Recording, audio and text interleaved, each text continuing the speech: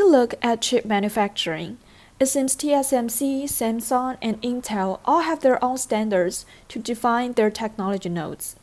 Now, why hasn't the industry established a standard benchmark for manufacturing performance?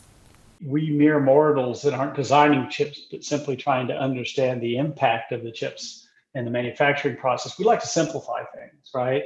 And nothing's more simple than a simple number.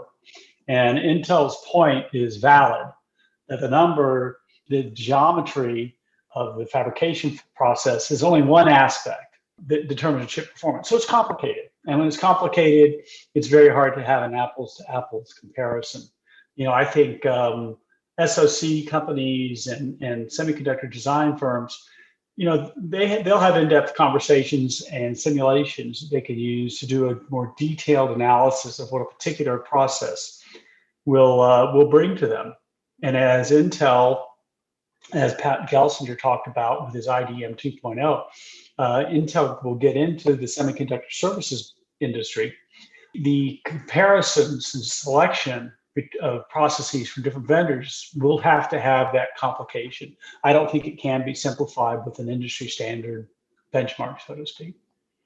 Reportedly, market data for artificial intelligence, like Murata Manufacturing's, is not very precise.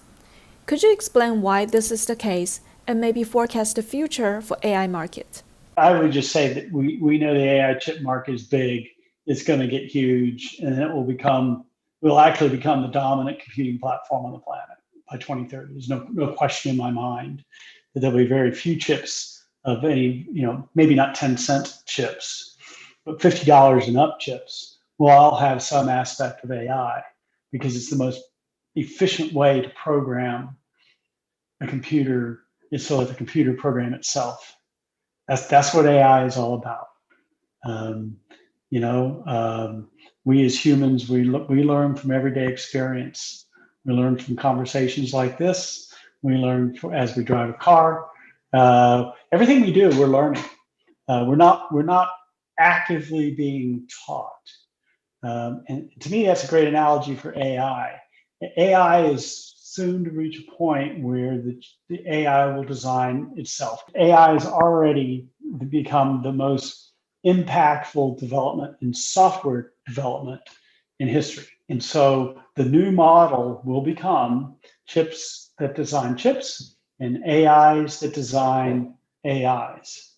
And that creates lots of great opportunity.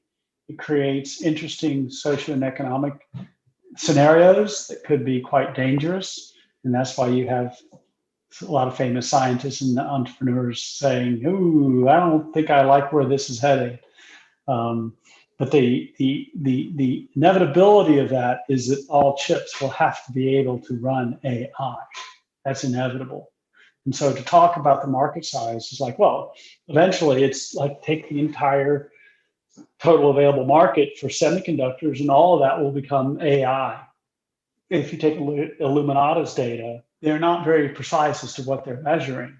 So do they measure the revenue of the vehicle or just smart semiconductors that go into the vehicle to come up with these wildly huge valuations?